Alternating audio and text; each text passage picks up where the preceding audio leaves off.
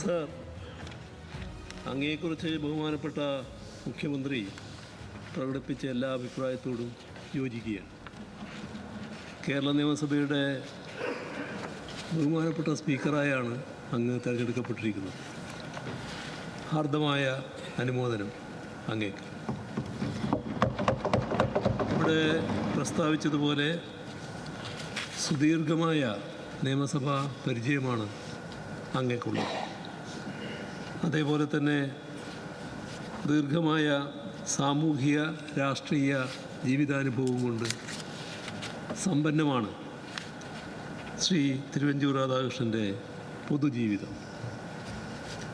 ഒപ്പം നേരത്തെ പറഞ്ഞതുപോലെ വിവിധ വകുപ്പുകളുടെ ചുമതല വഹിച്ച മന്ത്രി എന്ന അനുഭവ പശ്ചാത്തലവും അങ്ങേക്കുണ്ട്.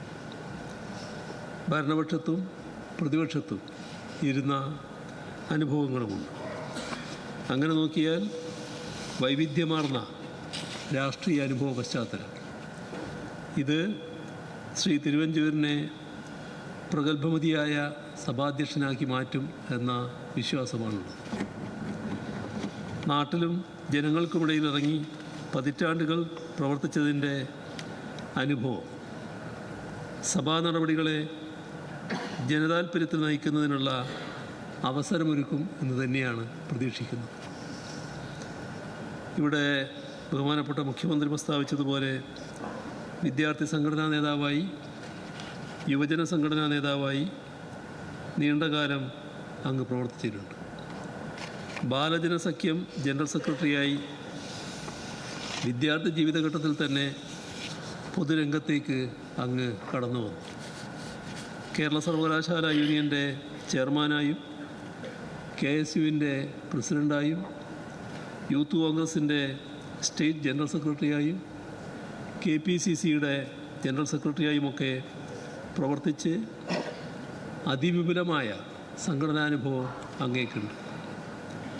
അതൊക്കെ തന്നെ പൊതു ജനവികാരം സഭയിൽ പ്രതിഫലിപ്പിക്കാനുള്ള ശ്രമങ്ങൾക്ക് സഭയിൽ വേണ്ട തോതിലുള്ള ഇടവും സമയവും ഉറപ്പാക്കുന്നതിന് സഹായകമായ നിലപാട് കൈക്കൊള്ളാൻ അങ്ങക്ക് പ്രേരകമാവട്ടെ.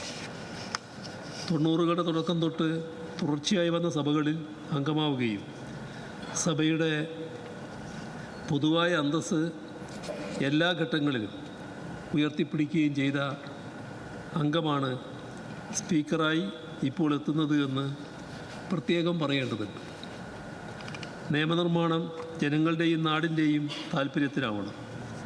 ഒപ്പം ഭരണഘടനയുടെ അടിസ്ഥാന മൂല്യങ്ങളായ സ്വാതന്ത്ര്യം, ജനാധിപത്യം, മതനിരപേക്ഷത, സോഷ്യലിസ്റ്റ് സങ്കല്പം ഇവയെല്ലാം പരിരക്ഷിക്കുന്ന വിധത്തിലാവണം.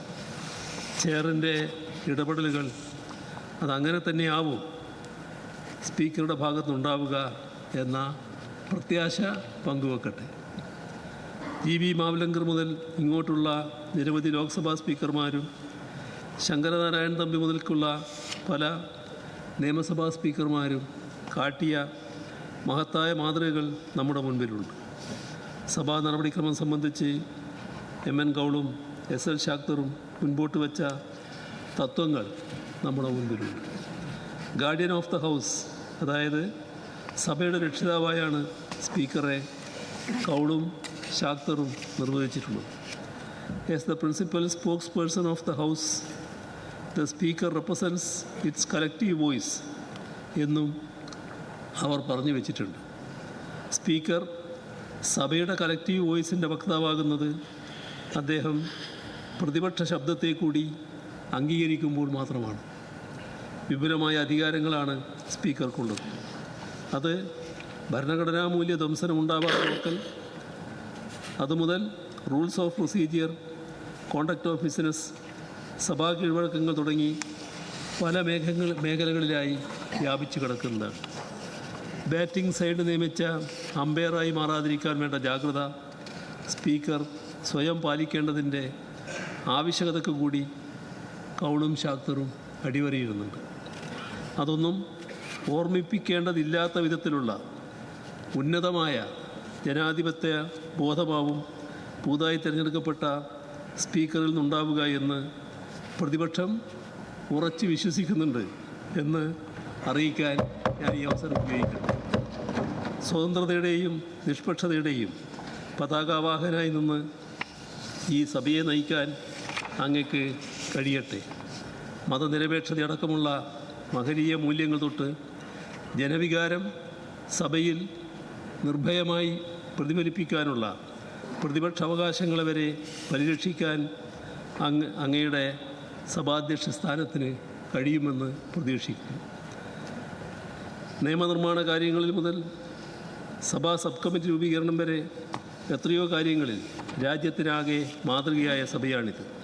പുതിയ മാതൃകകൾ കൂട്ടിച്ചേർത്ത് പാർലമെൻറ്റിന് വരെ വഴികാട്ടുന്ന നിലയിൽ പ്രവർത്തിക്കാൻ ഈ പുതിയ സഭാധ്യക്ഷൻ്റെ നേതൃത്വത്തിൽ സഭയ്ക്ക് കഴിയട്ടെ. ബഹുമാനപ്പെട്ട സ്പീക്കർ ശ്രീ തിരുവഞ്ചൂർ രാധാകൃഷ്ണന് എല്ലാ സഹകരണവും പ്രതിപക്ഷത്തിൻ്റെ ഭാഗത്തു നിന്ന് വാഗ്ദാനം ചെയ്യുന്നു. അങ്ങേക്ക് എല്ലാ ഭാഗങ്ങളും ആശംസിക്കുന്നു.